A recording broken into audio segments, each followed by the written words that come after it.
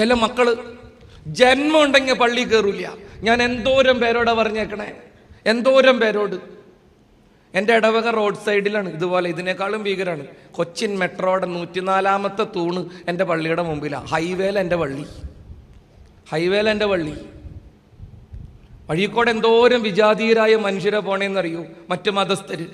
ഞാൻ എൻ്റെ മക്കളോട് പറയും, പള്ളിയുടെ പുറത്തു നിന്ന് പരിശുദ്ധ കുർബാനയിൽ സംബന്ധിക്കുന്നവര് IS ഭീകരരെക്കാളും വലിയ ഭീകരരാണ്. അത് ശരിയല്ല. കർത്താവിനെ വന്നിച്ചില്ലെങ്കിലും നിന്ദിക്കരുത്, കുടുംബത്തിരുന്നാൽ മതി. ഇതിനീ പള്ളിയുടെ ഉമ്മറത്ത് വന്നിങ്ങനെ കുന്തുകാലും ഇരിക്കണത് പിച്ചക്കാരുടെ പോലെ എന്ത് കാര്യം വരുത്താൻ? എൻ്റെ പ്രശ്നം അതൊന്നുമല്ല. ഞാൻ ചോദിക്കണ ചോദ്യത്തിന് നിങ്ങൾ ഉത്തരം തന്നേച്ചാൽ മതി.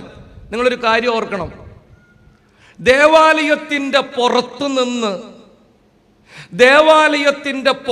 നിന്ന് പരിശുദ്ധ കുർബാനയിൽ സംബന്ധിക്കുന്നു എന്ന് വരുത്തി തീർക്കുന്ന ഏതെങ്കിലും ഒരുത്തൻ്റെ കുടുംബത്ത് കർത്താവ് കയറി ചെല്ലുമെന്ന് നിങ്ങൾക്ക് തോന്നുന്നുണ്ടോ?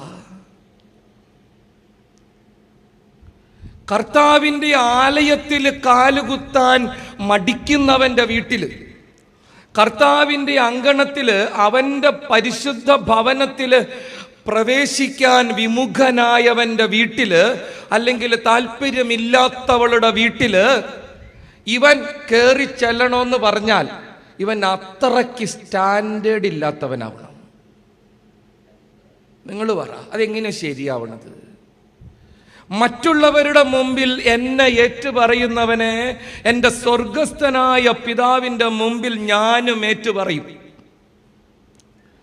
മറ്റുള്ളവരുടെ മുമ്പിൽ എന്നെ തള്ളി പറയുന്നവനെ എൻ്റെ സ്വർഗസ്ഥനായ പിതാവിൻ്റെ മുമ്പിൽ ഞാൻ അഡ്ജസ്റ്റ് ചെയ്യുന്നല്ലട്ടാ, ഞാൻ തള്ളി പറയും.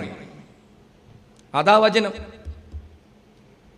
കർത്താവിൻ്റെ അങ്കണത്തിൽ കാലുകുത്താൻ മടിച്ച് അവൻ്റെ പരിശുദ്ധമായ ബലിയർപ്പണ സമയത്ത് ദേവാലയത്തിൻ്റെ പുറത്തു നിന്ന് കർത്താവിനെ ആക്ഷേപിക്കുന്ന ഒരുത്തൻ്റെ വീട്ടിലും യവൻ ആണണങ്ങ കയറില്ല എന്ന് ഈ അച്ഛന് നല്ല ഉറപ്പാ.